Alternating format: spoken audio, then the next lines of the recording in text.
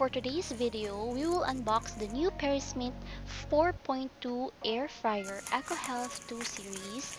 Um, Ecohealth technology reduces the oil content of fried food by 80%, so it leads to a healthy lifestyle. So it's very affordable. Tingnan natin kung good quality, okay?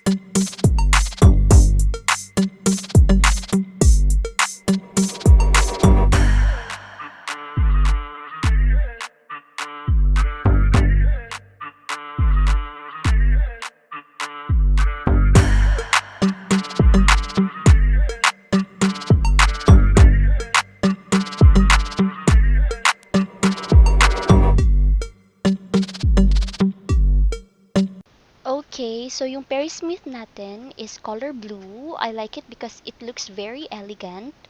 And you can fry now, pay later. Charot.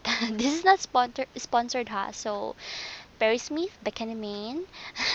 So ito, it has 1 year warranty and syempre, 'di ba, most people will rather buy food from their favorite restaurant than rush home to prepare meals.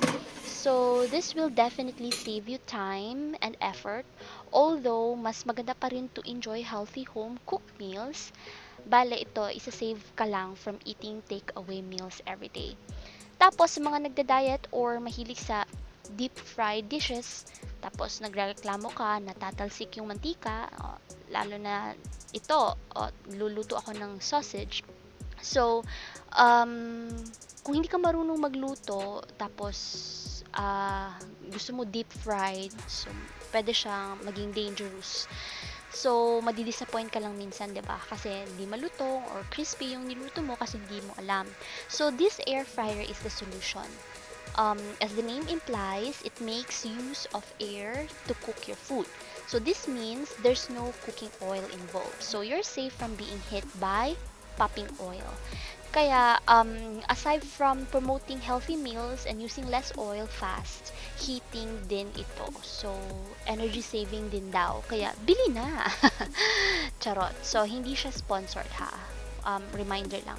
Pero, I like it kasi yayamanin yung itsura. O, diba? And, sa unang luto mo pa lang, may amoy siya kasi bago pa lang. But, after okay na. Tapos, tinikman ko yung sausage, very crispy. Um, Feel mo, kumain ka talaga ng healthy na food kasi walang oil. And, um, masarap siya. Actually, na walang oil, kahit walang oil. So, yung lasa niya parang mas na-appreciate mo kasi walang oil na kasama. Parang ganun. So, ito din is also has a smart overheat protection feature. So, mas maganda. Kaya, for me, this is very affordable and this is available in Lazada and Shopee. So, that's all. Thank you for watching, guys.